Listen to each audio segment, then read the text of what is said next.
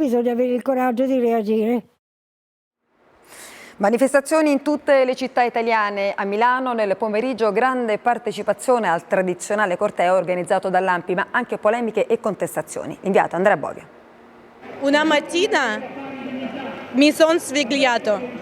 Le parole di Irina Yarmolenko, consigliera comunale di Bucha, città martire dell'Ucraina, danno il senso di un 25 aprile dal significato ancor più denso del solito.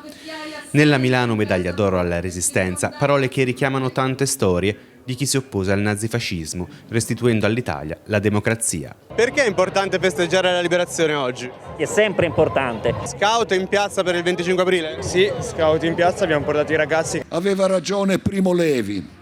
Ciò che è accaduto può succedere di nuovo. A sfilare le istituzioni cittadine, il Partito Democratico con il segretario Letta, la CGIL con Landini, la Brigata Ebraica e i centri sociali. E qualche contestazione durante la sfilata c'è stata sia al PD sia alla Brigata Ebraica proprio da un piccolo gruppo che gridava slogan contro la NATO. Fuori la NATO dal corteo! Noi siamo sempre di più, loro sono sempre di meno. Episodi da cui l'ANPI, che ha organizzato la manifestazione, si dissocia. Qui siamo a casa nostra, ha risposto Letta ai contestatori ribadendo che la solidarietà al popolo ucraino è doverosa. E sbaglia chi pensa che il 25 aprile sia divisivo. Chi da destra non è qui oggi e non riconosce l'importanza per l'Italia intera dei partigiani, della Resistenza, non coglie una verità storica. Segretario, si può fare un parallelo tra la nostra Resistenza e la Resistenza dell'Ucraina oggi? Me l'ha fatto il Presidente della Repubblica e io sono d'accordo con le sue parole.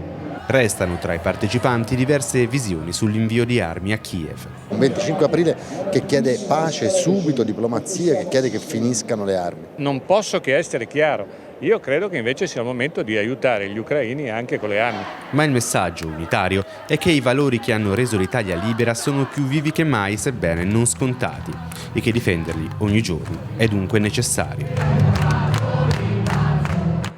E dunque i valori della Resistenza sono vivi, forti e attuali, ricorda anche il Presidente del Consiglio Draghi. Ci dice di più in diretta da Palazzo Chigi Roberto Chinzari. Buona festa della liberazione a tutti gli italiani, così si legge nel messaggio che arriva da Città della Pieve, dove il Presidente del Consiglio sta passando i giorni di isolamento del Covid. Draghi...